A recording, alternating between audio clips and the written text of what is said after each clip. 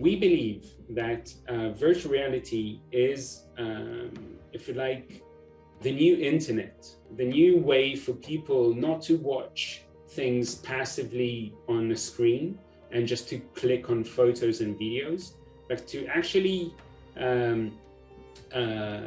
teleport themselves and go through a certain element of telekinetism or telepresence, where they can go and travel and explore and get a sense of the different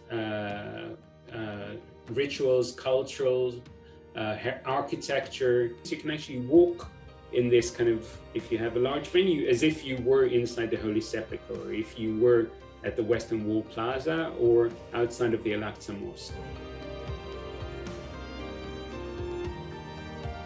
There is a young generation which is glued to the mobile. I wanted to reach that generation and introduce the Islam using technology.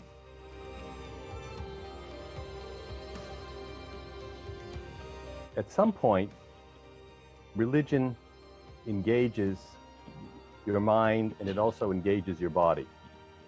And you can't do that in 2 dimensions, but you can do it in the metaverse.